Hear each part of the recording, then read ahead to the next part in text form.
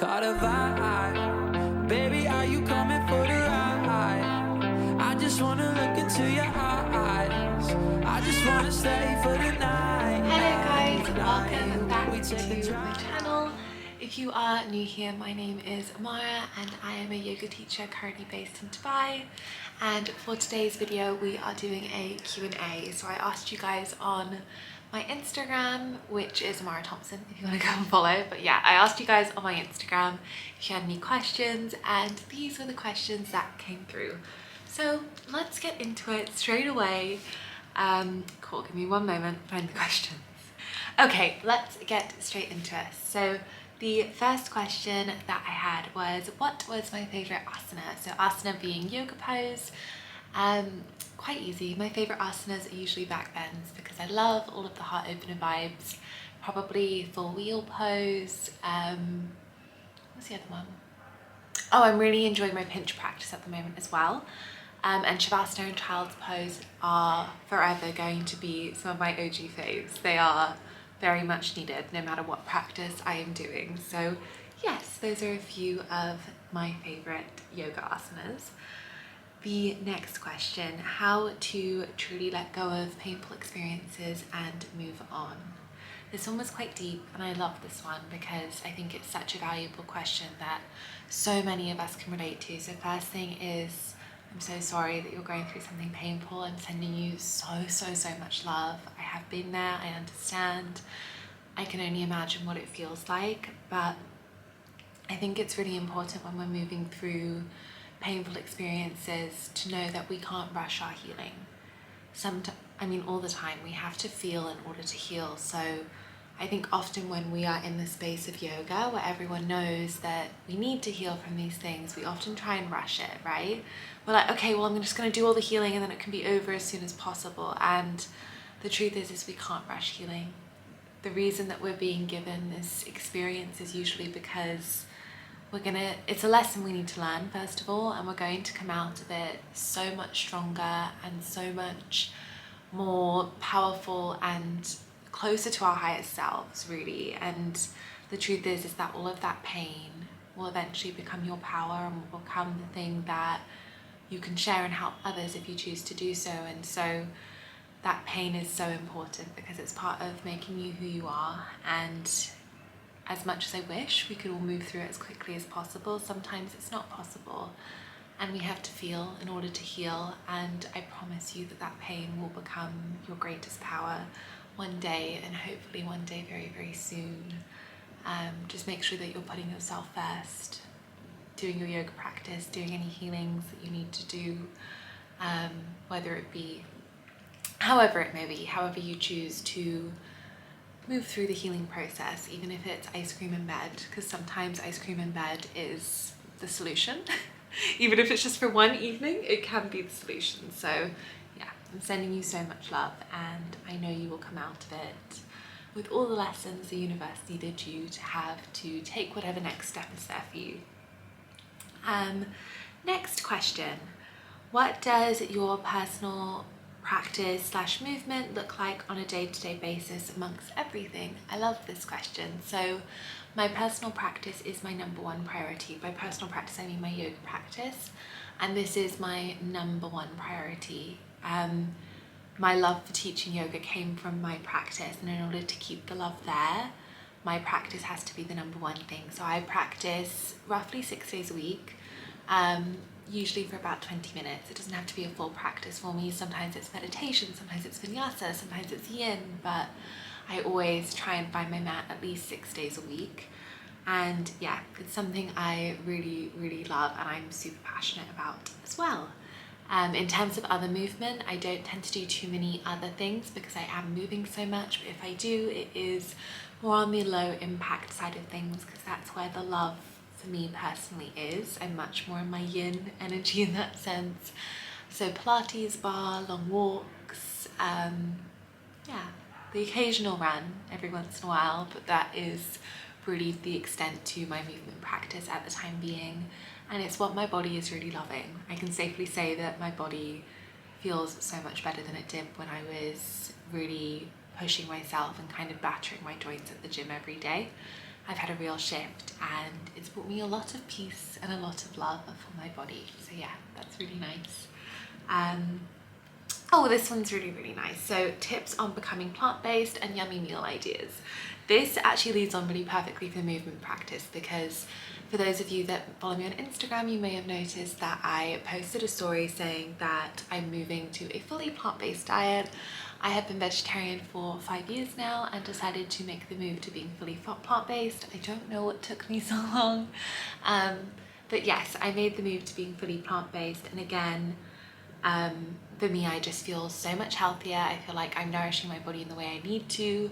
In terms of tips, I think it can be really nice to decide what your sort of reason for becoming plant-based is. So there are lots of reasons. It could be ethical, it could be environmental, it could be health. I know for me, my health was probably the biggest factor that pushed me to becoming fully plant-based, whereas I was vegetarian for ethical reasons and things for a really long time. But when I really looked into the information around plant-based and the health around it, the data was just staggering as to why it's so much healthier. So that was the final push for me. And in terms of yummy meal ideas, I won't lie, since moving to Dubai, I'm not a chef connoisseur in the kitchen. Yes, yummy meal ideas in terms of becoming plant-based. I'm not the best chef in terms of being quite creative with it, and I probably cook for just over half the week because of the way things are in Dubai. It's equally the same price to order in, and there are so many healthy vegan takeaway options. But with that being said, I really love the Deliciously Ella app. That's what's got me cooking a lot more recently, has been the Deliciously Ella app, and just Deliciously Ella Mills, her content that she puts out is fantastic around really healthy, balanced and whole food plant-based meals. And also I really love Hannah Atkins videos. So I don't know if you've seen her on YouTube, but the way that she approaches a plant-based diet is so unbelievably beautiful, in the sense of her relationship with food and how really maybe accessible she makes it, and she makes it feel really approachable rather than feeling really intimidating. And it's just about eating as many vegetables as you can and eating from sources that are going to make you feel really, really good, rather than what you can take away from your diet. It's more about what you can add in.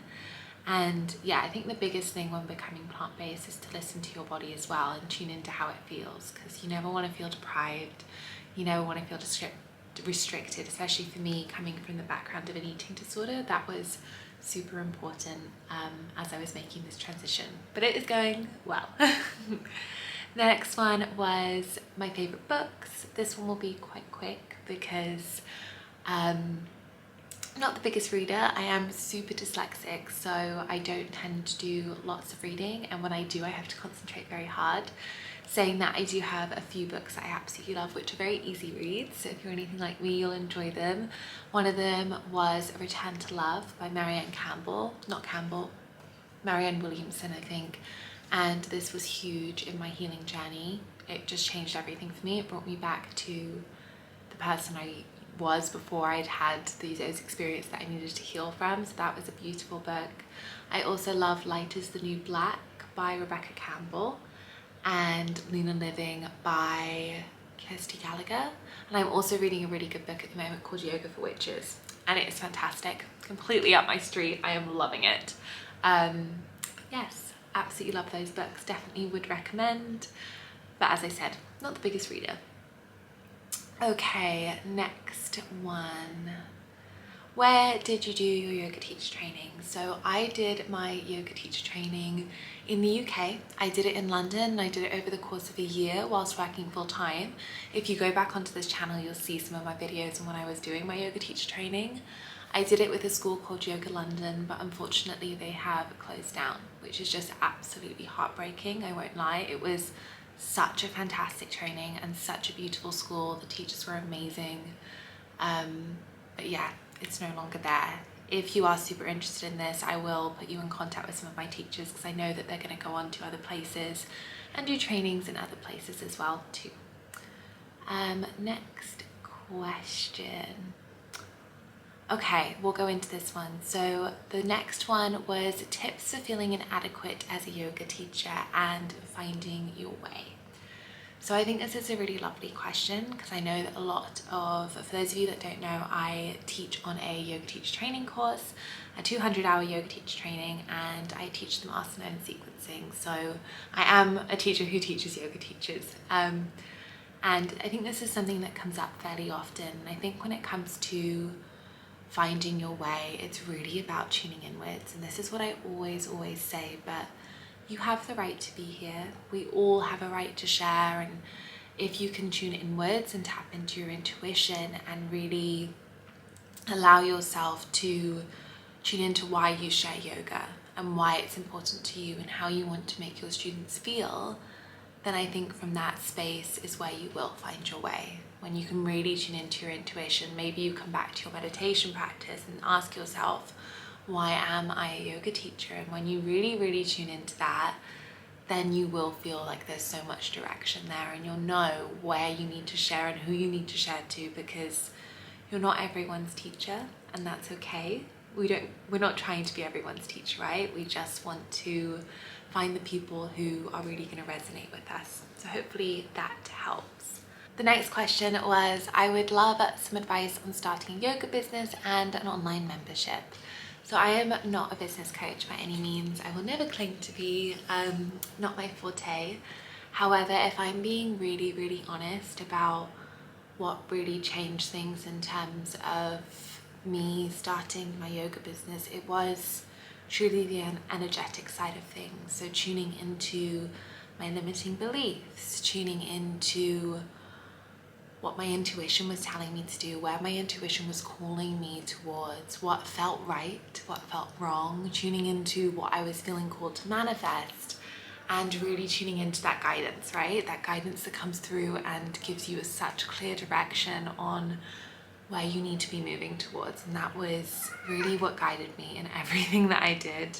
I also had a fantastic business coach who also helped me in that sense, but it was really all intuitive. And I think especially when working as a yoga teacher, it's the way we want it to be, because we're working with energy at the end of the day. And when it comes to finding our path as people or whatever we're doing, we already know the answers. They're just inside, so it's can we tap into them, right? In terms of an online membership, the same sort of stand. Sink into what you really love, sink into what you feel intuitively guided to share. And I think just do it. Don't worry about if people are joining. My online membership is tiny. Like, it's not necessarily a huge part of my income, and that's okay, because I share from the heart and I love it, and that's what really matters at the end of the day. We all start somewhere, and trusting that wherever you start is absolutely perfect as long as you're following that intuition. And it doesn't need to be like anyone else's. It doesn't need to be as big or the same as anything anyone else has done as well. Hopefully that makes sense and is helpful. The next question. Oh, I'd love some advice on sequencing and tips. Sequencing is something I'm super passionate about. I'm a very fluid teacher. I like things to flow really beautifully, and the best advice I would have to say for this is to get on your mat, put on some music and just flow and see where your body takes you. Move into what feels good, move into what feels right. And if it doesn't feel right, then it doesn't work. But your personal practice will really guide this, and really experimenting on your mat, allowing again your intuition to guide the way, will really help when you are looking to plan sequences and things like that. And yeah, just see how it feels in your body. That's the biggest advice that I can give. Okay, last question. What is the money like, and what are the contracts available for yoga teachers in Dubai? So in terms of contracts, I don't necessarily think there are very many. For those of you that don't know, I am a freelance yoga teacher, so I am self-employed. I'm not on a contract with any studio or anything. I am my own boss, and I decide when I work and things like that. And I would say that most of the yoga teachers here are freelancers. However, there might be the odd studio here and there that does. Something to consider is if you are on a contract, you will be tied to whoever has your contract, right? That's pretty standard with most jobs in most countries. In terms of the money, I'd say it's pretty similar to other big cities in the world.